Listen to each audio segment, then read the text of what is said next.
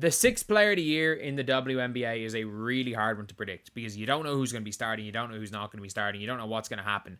Like an injury could mean like an injury could literally mean that a player you predict to be sixth player of the year is a starter and they're out of the conversation. Or voters could vote on a player who came off the bench 5 times as sixth player of the year. Like there was a voter who voted Marina Mabry sixth player of the year last year. I'm pretty sure she came off the bench like 5 games last year. But yeah, so these are my top 5. At number 5, we have got a very, very interesting one that people have forgot existed. It is Ty Harris. Ty Harris from the Dallas Wings. And the reason why I'm going to pick Ty Harris is I actually think she's one of the 4 best players on the Wings. It's just the Wings of Paige Bueckers and Enrique are going to start above her. She was a really good guard, a really good starter. A really good starter last year for the Connecticut Sun, who were one of the best teams in the W. She's gone from being a starter for one of the best teams to a bench player on one of the worst teams.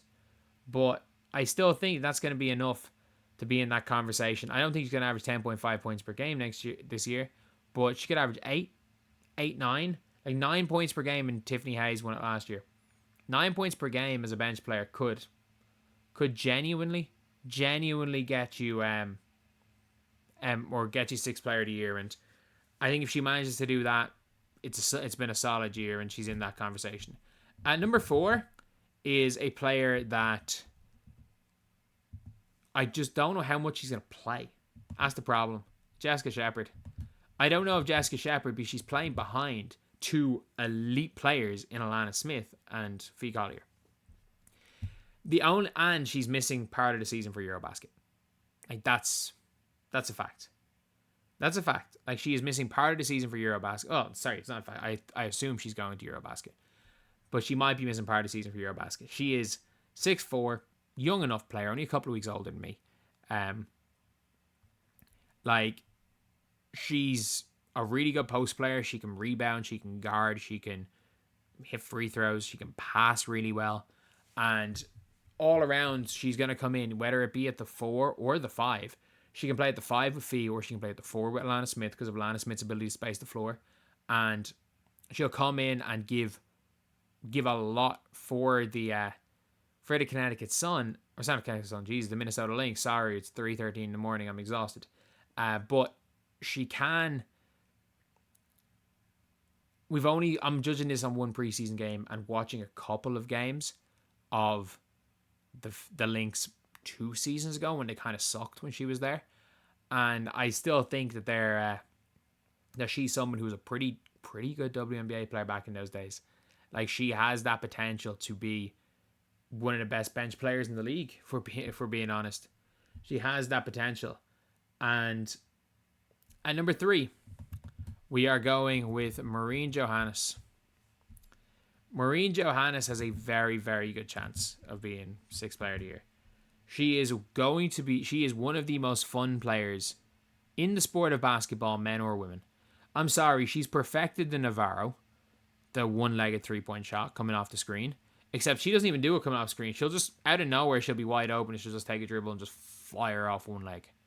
She'll just kick her leg to the side and just shoot the 3. Doesn't matter. She'll be just standing there with the ball at her chest, just waiting. And while the defender's wondering what's going on, suddenly the ball's up. Like, the release is so quick. Maureen Johannès, she's the wizard for a reason. Everything Maureen Johannès does is flashy. And I don't know if there's more style than substance with Maureen Johannès. There is and I know, not even that I don't know, it's very likely that there's more style than substance with Johannès. I don't care. She's that fun to watch. Like, Maureen Johannès is that fun to watch. I don't care if there's more style than substance. I'm perfectly happy with having her. Because she can lose you a game, she can win you a game. When was the last time she played? She played in the finals. She played 7 minutes in the game that they lost the finals in 2023. But, yeah, like, Maureen Johannès is a superb player that is just going to be so fun to watch. At number 2, we have got from the Chicago Sky, Elizabeth Williams. And people really underestimate how good Elizabeth Williams is. And I think for anyone predicting like Angel to put up more points or Camilla for MIP, like they're being backed up by Elizabeth Williams and Beck Allen. They have the best 4-5 combination. Like Elizabeth Williams and Beck Allen would start for the wings. That combo would start for the wings. That combo would start for not even just one of them. Both of them would start. Like Elizabeth Williams would start for the wings. Elizabeth Williams would start for the Valkyries. Elizabeth Williams would start for the Sun. Elizabeth Williams would maybe not for Tina Charles, but Elizabeth Williams would start for she'd start for Sparks, over Azari. She would start for the Aces. She'd wouldn't start for the Dream. She'd start for a lot of teams. She's not starting for Sky. But she's athletic. She's a lockdown defender. She's going to play 15 minutes per game, 16 minutes per game. She'd 100% start for the... I'd pick her over Shakira Austin for the Mystics. But she is as good as it gets as a bench big. No question, she's as good as it gets.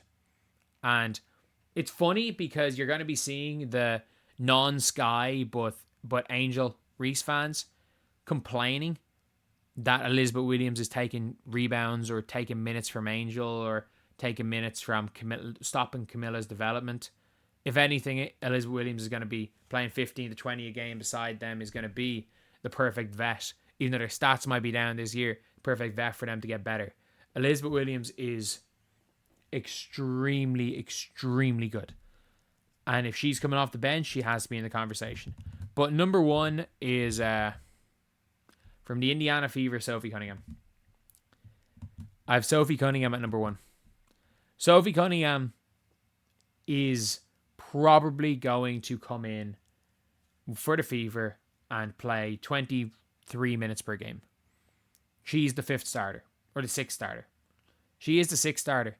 She's going to come in, whatever role is needed, whether she's playing the 1, whether she's playing the 3, whether she's playing the 4, whether she's playing the 2, whether she's playing the 5. But she is going to be coming in first off the bench, no matter what. She's going to be playing a ton of minutes. And I think she's coming off the bench. She's going to come off the bench to play starters minutes. And of all the players I'm looking at for 6th player of the year, she is probably the only one that is going to come off the bench and play starter minutes. And I don't know who else. There's going to be other players that do that, but I don't know who will be coming off the bench and playing starters minutes other than Sophie Cunningham in the league. So that's my prediction. 6th player of the year is going to be from the Indiana Fever, Sophie Cunningham.